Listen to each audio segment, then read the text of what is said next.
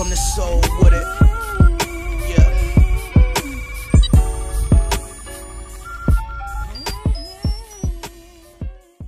So Stephen A. Smith was on ESPN LA radio with Keyshawn Johnson, Travis Rogers, and LZ, and he spoke about the Lakers forward Brandon Ingram. They started off by discussing what really impressed Stephen A. Smith the most about the Lakers in their season opener versus the Portland Trail Blazers, and what did he take from the Lakers' performance. He expressed how he was excited and thought it was great that the Lakers moved the ball, but said he was concerned at the lack of three-point scoring from the Los Angeles Lakers. He said that three-point shooting is not a small thing because they are now in the wild, wild west. And the Lakers scoring 2 points and them predicating their success on that when you have other teams who are stepping up and hitting those threes. He talked about how the Blazers hit so many threes. He said, Brandon Ingram, you can't be going 0 for 4 from three-point range, and said you can't have Kuzma going 1 for 7 from the three-point range. Said the Lakers will definitely need more since Lonzo and Rondo don't hit threes consistently, which is exactly what I said before the season started. He said, KCP,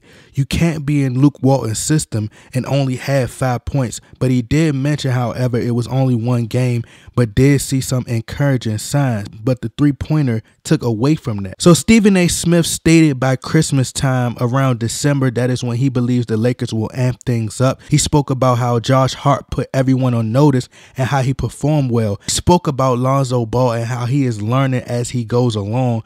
But one player he spoke about is someone who Laker Nation hold in such a high regard and who we view as the next superstar, or believe he is the next KD, and that is Brandon Ingram. So Travis Rogers explained to Stephen A. Smith how he has Brandon Ingram as his most improved player of this season. And when I say he, I mean Travis Rogers, but Travis explained how he believes Ingram will average over 20 points per game and will slide in that natural number 2 position behind LeBron. So that is when Travis Rogers asked Stephen A., how good do you think Brandon Ingram can be over the course of the season? So I want y'all to just grab your popcorn. Get your popcorn, because it's about to get real, okay? So that is when Stephen A. Smith said this exact quote. He said, I'm not sold on him like you guys are. And in all fairness, Magic Johnson is. Magic Johnson came on First Take yesterday, and I asked that very question, that secondary star on the team, who is that guy going to be? And Magic was talking about Ingram. I think Ingram is a good player with a lot of potential. Please don't get me wrong, but he's no KD. He just looks a little bit like KD by the standpoint of his weight. He needs to put on more weight, more bulk, more girth. But I don't view him that way. The guy I look at is Kuzma, because Kuzma to me has the ability to take you further away from the basket and do damage. Plus, he's a legit 6'8", can put the ball on the floor and create a shot. Offensively, he wants it. Whereas I look at Ingram as a guy always trying to fit in. He has ability. He can score. He belongs in the NBA. He belongs in a lot of teams' starting lineup. I'm in no way trying to impugn his ability as a player, but I don't see when I think about that it factor. When you are a star, it's not just about your ability. It's about how much you want it. I find Brandon Ingram to be somebody who's content being really good. I find Kuzma to be somebody who may not be that good, but wants to be great. And that's why I think he has a better chance of being the number 2 to LeBron James than Brandon Ingram. Oh my God. Oh my God. Lord have mercy. The shots have been fired. The shots have been fired, bruh. Okay. Now, Brandon Ingram, if you are listening to this, bruh, when you play the Houston Rockets, when you go play the Houston Rockets, you better channel your inner Bobby Boucher from the Waterboy and pretend that Stephen A. Smith is the opposing team. Now, y'all remember on the Waterboy when he envisioned the opposing team of people who said the mean things to him growing up and always made fun of him? Brandon Ingram, you better do the same. You better do the same thing, bruh. And the coach told him, y'all remember, he better get Luke Walton to tell him to do what that coach did on Waterboy. You remember what he told him? He said, water sucks. Gatorade is better. And then when he got in the game, the kicker said, Gatorade. And Bobby Boucher was like, H2O. And the kicker was like, Gatorade. And Bobby Boucher was like, H2O. And then the whole team was like, water sucks. It really, really sucks. Water sucks. It really, really sucks. Bobby Boo straight smashed on him. He was like, okay. But Brandon Ingram is going to have to take this one to the heart. You know, in a serious note, like I told you guys, Ingram is going to be hearing this chatter all season if he doesn't perform well. Now, Ramona Shelburne has stated she has spoken with people in these inner circles, and people have told her that Ingram is kind of like Karl Anthony Towns. They ain't built like that. You know, they ain't built like that. And what she means is they are really nice guys. There are nice people in the league who do have that dog mentality. People don't like Steph Curry, but Curry ain't soft. Curry ain't as soft as people perceive him to be. Blake Griffin looks soft. You know, he looks like a teddy bear. You know, he looks like a soft person, looks like a soft guy. But he seems to be doing pretty well. Klay Thompson seems to be a pretty nice guy to me, and Kevin Durant. But the most important thing about these players is how they respond. I've actually read about how the Warriors were thinking about trading Klay Thompson for Kevin Love, who was much more polished at the time. This was a few years back.